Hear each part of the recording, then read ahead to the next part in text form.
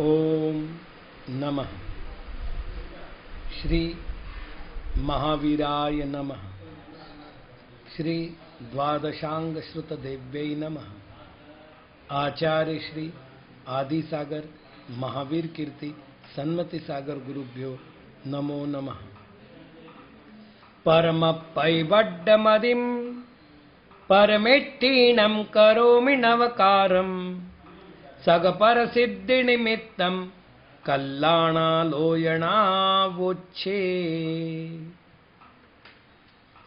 कल हम 21वें गाथा की चर्चा कर रहे थे। गाथा है नो पूया जिन चरणे न पत्तदानम न चेयागमनम न कदान भाविदमया मिच्छामि दुक्कडम हुज्ज। कल के विषय पर कुछ प्रश्न आए हैं। पहले हम उन प्रश्नों की चर्चा कर लेते हैं। पहला प्रश्न है, जो मुनिराज अपने मूल गुणों का परिपूर्ण रूप से पालन नहीं करते, उन मुनिराज को भक्ति पूर्वक आहार देने से पाप लगता है या पुण्य लगता है? प्रश्न अत्यंत महत्वपूर्ण है। एक बार हम शांति से इस विषय को समझ लेवे। कल मैंने अत्यंत स्पष्ट रूप से कहा था कि ये जो वेश है ये जिनेंद्र वेश है। इसको जिनलिंग कहते हैं और जिनलिंग में जो भी होगा वो लिंग के कारण पूजा जाएगा और उनको आहार देने से पुण्य ही लगेगा। जैसे कल मैंने कहा था, भुक्ति मात्र प्रदाने तु का परीक्षा तपस्विनाम। ये वाक्य लिख करके यशस तिलक चंपूकार आचार्य सोमदेव महाराज ने स्पष्ट किया है कि आहार देने के लिए आप वो मत कहिए। उन्होंने कहा ग्रही दानेन शुद्धति, गृहस्थ दान देने मात्र से शुद्ध हो जाता है। आपने जिन मुद्रा देखकर किया है। और दूसरी बात, अब हम और गंभीरता से बात करें तो संघ में 10 प्रकार के साधु है। तो जो स्थिरता, जो गंभीरता, जो अनुभव आचार्य के पास है वो शैक्ष के पास नहीं है। अभी तो सीख ही रहा है। मनोज्ञ साधु को केवल लोग मानते हैं और जो ग्लान साधु है उसके असमर्थता के कारण से, अब वो शारीरिक असमर्थता हो, मानसिक असमर्थता हो, उस कारण से मूल गुणों में, उत्तर गुणों में दोष लगते हैं। और यदि हमने सभी का निषेध कर दिया, क्योंकि आचार्य के बराबर का तो 9 प्रकार के साधु पालन कर ही नहीं पाएंगे मूल गुणों का, तो हमें 9 जनों का निषेध करना पड़ेगा 10 साधु में से। और इस तरह से तो पूरा जिनलिंग ही दूषित हो जाएगा। दूसरे ढंग से आप समझिएगा।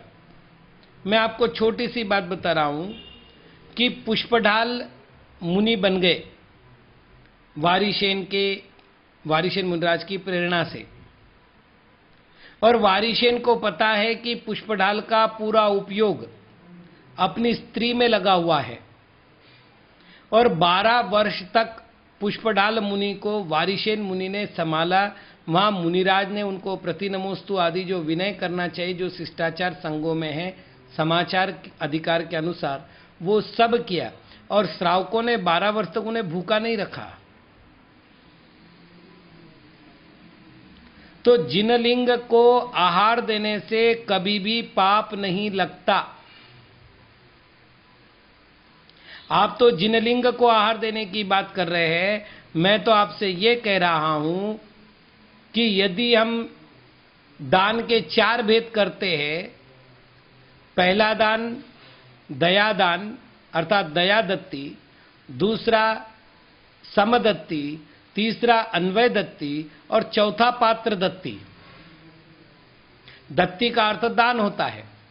तो जब विश्व के किसी भी व्यक्ति को दान देने से अर्थात भोजन कराने से तो पाप होता ही नहीं है, अन्यथा दया दत्ती का प्रसंग जैनागम से बाहर करना पड़ेगा।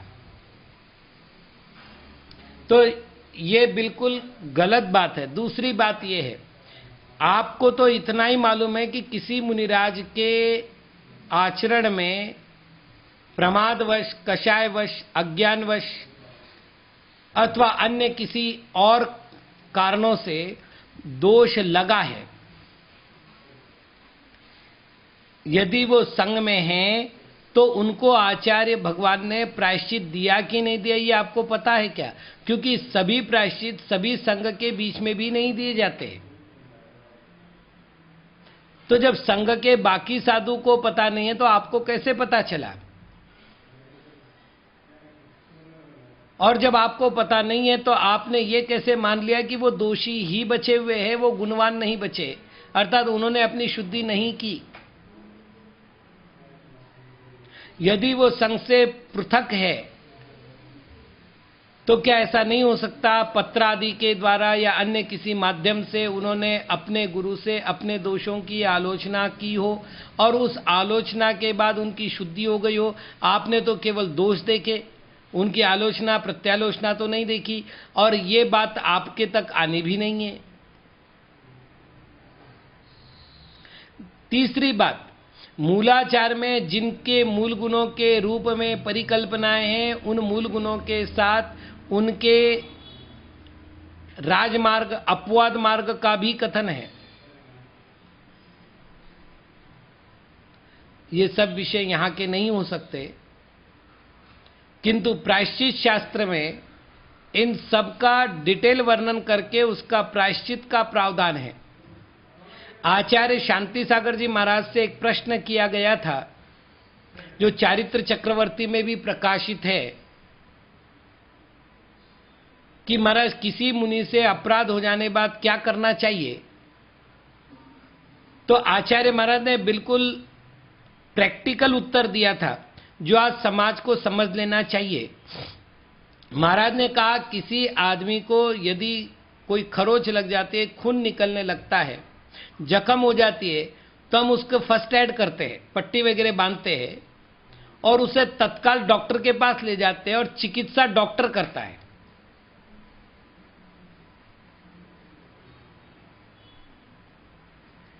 तो आचार्य महाराज ने इस उदाहरण को देते हुए समझाया कि भाई आपको उसके गुरु के पास जाकर के इस बात को निवेदन कर देना चाहिए, बस आपका इतना ही काम है। लेकिन आहार नहीं देना, वैयावृत्ति नहीं करना इत्यादि जो कार्य के लिए हम विरोध करेंगे, उस कार्य से उल्टे जिनागम की अवहेलना होगी, जिन शासन की अवहेलना होगी। अब मुझे एक बात बताइए, यदि किसी अजैन ने पूछा कि भाई आपके नगर में महाराज है, आप तो बड़े धार्मिक है, आप आहार क्यों नहीं दे रहे हैं? आप कारण बता दोगे? यदि बता देंगे तो सम्यक दर्शन का दोष होगा, और नहीं बताओगे तो फिर आपके धार्मिकता पर प्रश्न उपस्थित होगा। तो जिस प्रकार एक मां अपने बेटे के गलती को भी छिपाते हुए उसके भोजन के समय पर उसको भोजन देती है, उसकी व्यवस्था के समय उसकी व्यवस्था करती है, ठीक उसी प्रकार हमें आहार देना चाहिए। उसमें न किसी प्रकार का पाप है, न किसी प्रकार का विकल्प करना चाहिए।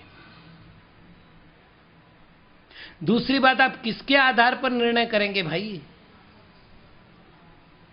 आपके पास बेस क्या है? किसके आधार पर निर्णय करेंगे कि दोष है? क्योंकि जिनको आप दोष कह रहे हैं संभवतया वो दोष नहीं है। मुनियों की चर्या में जो विभिन्नता का प्रकरण है उसको यदि आप सामने रखो तो आपको समझ में आएगा कि आप जिसे दोष कह रहे हैं वो दोष नहीं है।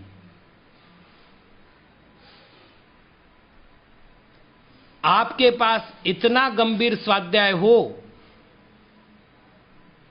उतनी पैनी दृष्टि हो और उतना गंभीर अनुभव हो, तो आपको इसके विषय में निर्णय करने का अधिकार होगा। केवल किसी ने कह दिया, आजकल तो यह हो गया कि कहीं से मैसेज आया, हमने फॉरवर्ड कर दिया, फॉरवर्ड से फॉरवर्ड, फॉरवर्ड से फॉरवर्ड होता गया, वस्तुतः क्या है यही पता नहीं है। और उसके आधार पर अगर हमने इस तरह के निर्णय कर लिए, तो एक बात आपसे कह रहा हूं, आरोप लगाने तो एक समय लगेगा, आरोप धोने के लिए साधु की सारी जिंदगी निकल जाएगी, और वो जो जीवन भर पीड़ित होगा, उसमें जिनवेश को आपने तकलीफ दिए, उस उपसर्ग का फल आपको क्या मिलेगा। पिछले साल जब हम पौंडीचेरी में थे, हमने जो हमारे पास पढ़ने के लिए श्रावकगण आते थे, उनको नियम दिया है कि हम कोई ऐसा मैसेज फॉरवर्ड नहीं करेंगे जिसमें किसी के दोष लिखे हुए हो। बड़ी गंभीर चर्चा है, केवल किसी के कहने पर कि भाई वो तो मूल गुणों से भ्रष्ट हो गया। अरे भाई, आपको कैसे मालूम भ्रष्ट हो गया? क्या मूल गुणों की पूरी जानकारी आपके पास है? मूल गुणों को परिपालन करने की पूरी व्यवस्था आपके पास है? जो भक्त मेरे से जुड़ा हुआ है, वो केवल मेरी चर्या के बारे में जानता है, वो दूसरों की चर्या के बारे में नहीं जानता। जो दूसरों से जुड़ा हुआ है, वो दूसरों की चर्या के बारे में जानता है, मेरे बारे में नहीं जानता। तो मेरी चर्या का निर्दोष और सदोषपना उसने कैसे सिद्ध कर लिया? एक पंडित जी मेरे पास आए, बहुत छोटा सा उदाहरण दे रहा हूं आपको। कमेटी के 5-7 लोग मेरे पास बैठे हुए थे और मैंने कहा कि मैं उधर की ओर विहार करना चाहता हूं, सामने वाले समाज को सूचित कर दीजिएगा और यहां के समाज को भी सूचित कर दीजिएगा, मैं इतने तारीख को निकलने वाला हूं। विचार है, हमारे गुरु महाराज कहते थे निकलने तक विचार ही बोलो, क्या मालूम रुकना पड़ जाए। तो कमेटी ने कहा जी महाराज, हम आपका आदेश पालन करके यहां भी कह देते, वहां भी कह देते। कमेटी उठ कर गई, पंडित जी बैठे थे बड़े बेचैन। उन्होंने कहा महाराज, साधु का अनियत विहार होता है, साधु को बोल करके विहार करने में दोष लगता है और यह आगम के खिलाफ है। मैंने कहा ये आगम किसके द्वारा लिखित है जिसमें आप खिलाफ बता रहे? नहीं, मेरे पास प्रमाण तो नहीं है, मैंने ऐसा गुरुओं के मुख से सुना है। मैंने कहा मैं कौन हूं? गुरु नहीं हूं। नहीं, आपने गुरुओं के मुख से सुना है, मतलब मैं गुरु नहीं हूं ऐसा आपका मानना है? नहीं नहीं, मैं ऐसा नहीं कह रहा हूं, मैं तो आपकी विनय करता हूं, मैं तो आपके ज्ञान की बहुत प्रशंसा करता हूं, मैं इसीलिए चर्चा करने के लिए आया हूं। तो मैंने कहा पंडित जी, बजाय आप मेरे को दोषी कहने के ये पूछ लेते कि स्वामी जी आगम में ऐसा कोई वर्णन है क्या? फिर मैंने मूलाचार निकाला। मूलाचार के समाचार नाम के अधिकार में जहां निश्चयी नाम का समाचार दिया है, मुनियों के औगिक समाचार 10 प्रकार के हैं और पद विभागिक समाचार के कई भेद है। तो औगिक समाचार के जो 10 भेद है, उसमें से एक भेद है निश्चयी, और उसमें स्पष्ट रूप से लिखा है गृहस्थ देवतादिन परिपृच्छयानम। गृहस्थ को और देवता को पूछ करके गमन करने को निश्चय कहते हैं। पिंची कमंडल के उठा करके चल देना, ये आगम की व्यवस्था नहीं है। ठीक है, किसी का अपना पुण्य विशेष है, आगे से आगे व्यवस्था करने वाले हैं, वो नहीं कह करके चल रहे हैं, उनकी वो जाने। लेकिन आगम की व्यवस्था क्या है अगर ये पूछते हो तो ये व्यवस्था है। मूलाचार समाचार अधिकार नाम का चौथा अधिकार, उसमें औगिक समाचार, औगिक समाचार में निश्चय नाम का समाचार, और निश्चय नाम के समाचार में वसुनंदी आचार्य का मूल संस्कृत शब्द। अब आप देख लीजिएगा मूलाचार में कहीं का भी प्रकाशन हो, कोई चिंता नहीं। तो हम कितना जानते हैं? भगवती आराधना का एक प्रकरण आपको बता रहा हूं। संलेखना कराने वाले आचार्य के आदेश से साधु श्रावक से बर्तन मांग करके लावे,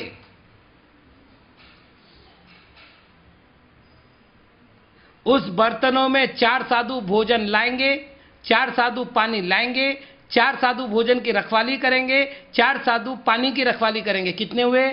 16 साधु। सल्लेखना में 48 साधु चाहिए अधिकतम। उस अधिकतम में से 1/3 33% काय में लगे हुए? भोजन की व्यवस्था में।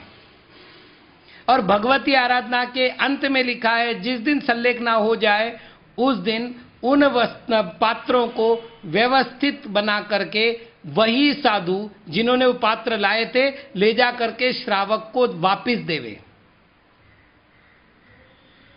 बताइए आप में से कितने लोग जानते हैं कि भगवती आराधना में ये प्रकरण है? नहीं, इसका कारण है मेरे जीवन काल में भी ऐसा प्रसंग नहीं आया, क्योंकि जब जब भी सल्लेखना के प्रसंग आए मेरे हाथ से खुद 25 से अधिक सल्लेखनाएं हो चुकी है। मैंने अपने गुरु चरणों में बैठ करके भी गुरुदेव के सानिध्य में सल्लेखनाएं देखी है, करवाई है, सहयोग किया है। तो जब ऐसा प्रसंग आ गया, हमने किसी बुद्धिमान श्रावक को कहा कि भाई इनको बाहर आहार कराने में हमें दिक्कत है, थोड़ा सा आप व्यवस्था देख लेना। उन्होंने यहाँ व्यवस्था करवा दी। अब जब यहाँ व्यवस्था हो गई तो हमें ना तो बर्तन मांगने की आवश्यकता और ना कुछ करने की आवश्यकता। लेकिन जब बड़े बड़े संघ होते थे और गांव के बाहर रुकते थे, गांव में आकर आहार करना पड़ता था किलो 1.5 किलोमीटर दूरी पर, उस समय व्यवस्थाएं थी। अब उस बर्तन को देखकर कोई कहे परिग्रह है, तो इसमें हम क्या करें? आगम तो कुछ और कह रहा है। तो मूल गुणों का निर्णय आप करेंगे कैसे? एक छोटी सी बात बता रहा हूं। एक वक्ता ने कहा जिनके पास पिंची कमंडल शास्त्र के अतिरिक्त कोई भी वस्तु हो उस साधु को नमोस्तु मत करो, वो साधु साधु नहीं है। अब मैं आपको मूलाचार की मूल गाथा सुना रहा हूं। पहला अध्याय मूलाचार, और पहले अध्याय में आदान निक्षेपण समिति का वर्णन है। बिल्कुल पहले अध्याय की बात कर रहा हूं। 5 महाव्रत पूरा हो गया, 5 समिति का वर्णन चल रहा है, और उस 5 समिति के वर्णन में आदान निक्षेपण समिति का वर्णन चल रहा है। और उस आदान निक्षेपण समिति के वर्णन में आचार्य महाराज कह रहे नाणु वही, संजमु वही, शौचु वही, अन्नमप्पमु वहिम वा। ज्ञानोपाधि अर्थात ज्ञान का उपकरण तो शास्त्र हो गया। संयमु वही, संयम का उपकरण यानी पिंची हो गई। शौचु वही, शौच का उपकरण अर्थात कमंडल हो गया। आगे आचार्य महाराज कह रहे अन्नम अप्पम उवहिम वा, अन्य और भी अल्प उपाधियां, अन्य और भी उपकरण। अब जब 3 से अधिक रखने वाला परिग्रही है, वो मुनि ही नहीं है, तो अन्य उपकरण रखने चाहिए। आचार्य वट्टकेर महाराज कैसे कह रहे हैं? विचार कीजिएगा। हमें किसी मुनि को कलंकित ही करना है, दोषी ही मानना है और आहार नहीं देना है तो बहुत बढ़िया है, मत दो। लेकिन आप निर्णय नहीं कर सकते, क्योंकि जितने मार्ग आगम में दिए गए हैं उन सारों को आगम में जिस प्रकार कहा गया उस प्रकार के जानने वाले आज है। केवल एक कथन के आधार पर चलने वाले साधु नहीं है।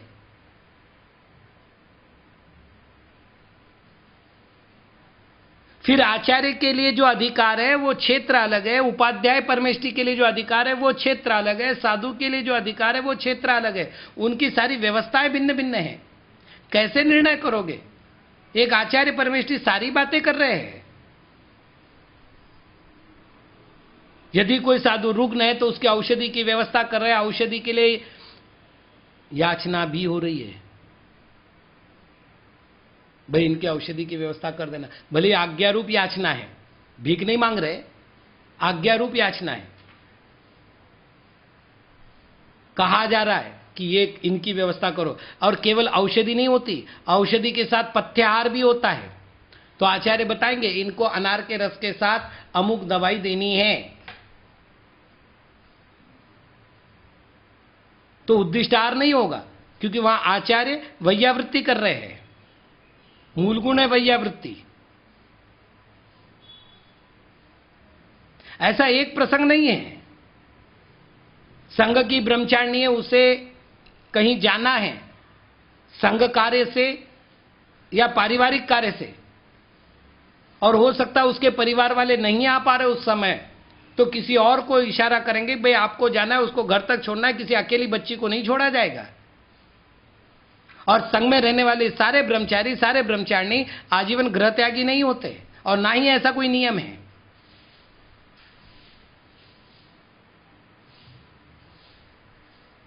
तो सारी व्यवस्था, अब वो आचार्य, अब आप ये मत कहिएगा वो ब्रह्मचारिणी जाएगी, गाड़ी के लिए पैसा भी लगेगा, गाड़ी में कितना पेट्रोल जलेगा, जीव हिंसा होगी, और वो पाप उनको कारित रूप से आचार्य को लगेगा कि नहीं लगेगा, उनका मूलगुण टूट गया, मत बोलना है बातें। क्योंकि मुनि संघ में जो सबसे गंभीर होते हैं उनको हम आचार्य पद पर स्थापित करते हैं, तो उन्हें पता है कि मुझे अपने मूलगुण कैसे पालने हैं और पूरे संघ को लेकर कैसे पलवाना है। एक के आधार पर नहीं चल रहे हैं वो, उनको पूरे चतुर्विध संघ की रक्षा करनी है, और चतुर्विध संघ की रक्षा के लिए जो भी प्रयत्न करने पड़ेंगे वो करेंगे। बहुत सी बातें हैं, मंदिर बनना चाहिए, समाज में अमुक काम होना चाहिए, आचार्य उपदेश देंगे, उपदेश देना आचार्य का कर्तव्य है, सत्कार्य की ओर प्रेरणा करना आचार्य का कर्तव्य है। अब ये मत करना कि वो मंदिर बनाएंगे तो मंदिर में षटकाई जीवों की हिंसा होगी कि नहीं, उपदेश आचार्य देंगे, और यदि नहीं देना है तो फिर आप मुझे ये बताइए कि फिर आचार्य करे क्या? शिक्षा दीक्षा प्रायश्चित आचार्य के काम है, करेंगे क्या? बहुत से विषय है, आप पुनः कह रहा हूं, आहार देते समय इन सारे विकल्पों को एक बाजू को रखो।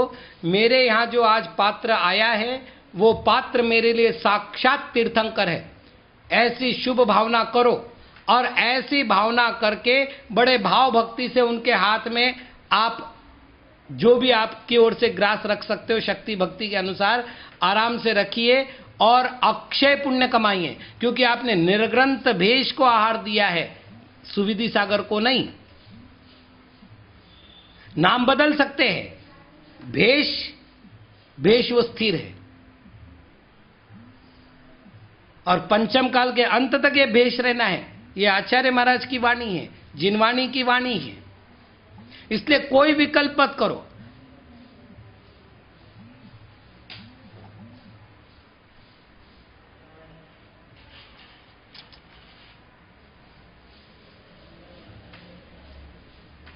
चलिए आगे की ओर बढ़ते हैं।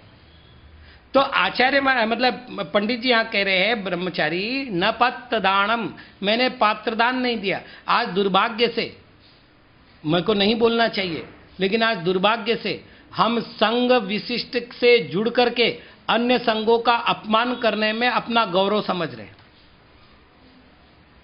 उनके लिए चौका लगाएंगे, उनके लिए नहीं लगाएंगे, उनकी सेवा करेंगे, उनकी नहीं करेंगे। अरे कितना महान गाढ़ अंधकार है। आचार्य कुंद महाराज अष्टपौड़ में लिखते हैं, निर्ग्रंथ मुद्रा देख करके भी जो नमस्कार नहीं करता उसको मिथ्या दृष्टि जानो। अष्टपौड़ में स्पष्ट रूप से गाथा है। इसलिए आप तो जाओ और भाव भक्ति से उन्हें बिल्कुल महान साधु समझ करके आहार दो। उतने मात्र से आपको दान देने का फल तो मिल जाएगा। और वैसे भी एक बात बता रहा हूं, जिसके उसके परिणामों का स्वामी तो वो है। मैं आपसे ही पूछता हूं, आपने जिस साधु को दान दिया क्या समझ के दिया? तो साधु समझ के दिया, महाव्रती समझ के दिया, आपने तो दान का पुण्य प्राप्त कर लिया। अब यदि वो महाव्रत से च्युत होता है तो उसके पाप का फल वो भोगेगा, आप क्यों टेंशन लेते हो? निर्ग्रंथ मुद्रा सामने दिखने के बाद आपके मन में किंतु परंतु प्रश्न आने ही नहीं चाहिए। पिंची कमंडल देखो और ये तीर्थंकर का भेष है, तीर्थंकर का ध्वज है, ऐसा समझ के साष्टांग नमस्कार करो और उनकी सेवा में जुड़ जाओ। कोई प्रश्न नहीं, कोई विकल्प नहीं। और रही बात पात्रों की, तो आगम के हिसाब से, अरे जब गृहस्थों को भी पात्र माना है, जगन्य पात्र गृहस्थ को माना है, अव्रती श्रावक को, मध्यम पात्र अनुव्रतियों को माना है, और उत्तम पात्र मुनियों को माना है। इन पात्रों के भी अलग अलग भेद किए गए, उत्तम उत्तम उत्तम मध्यम उत्तम जगन्य। तो तीर्थंकर मुनिराज को उत्तम पात्र कहा है, रिद्धिधारी मुनिराज को उत्तम मध्यम पात्र कहा है, और सामान्य मुनियों को उत्तम जगन्य पात्र कहा है। ऐसे अवान्तर भेद और भी हो जाएंगे, फिर सामान्य के भी 3 भेद हो जाएंगे, आचार्य उपाध्याय साधु। इस तरह से पात्र के आपको कई भेद करने पड़ेंगे। और पात्र दान में केवल आहार दान नहीं आता, ये मैं कल भी कह चुका हूं। पात्र दान में ज्ञान दान भी है, औषधि दान भी है, अभय दान भी है, और आहार दान भी है। तो अपनी ओर से हम जो कर सके आराम से करिएगा। और खास तौर से इस वर्ष जहां कोरोना के कारण सारा विश्व परेशान है, जैसे हम सोने चांदी के जो गहने हैं वो छिपा छिपा के अलमारी में रखते हैं, ठीक वैसे साधु की रक्षा के लिए उनको अब अंदर बचा के रखिए। किसी साधु को इस तरह का रोग ना हो और हमारे धर्म की हानि ना हो, हमारे धर्म की वृद्धि हो।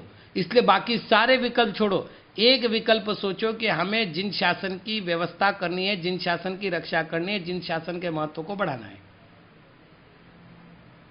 आगे बढ़ते अपन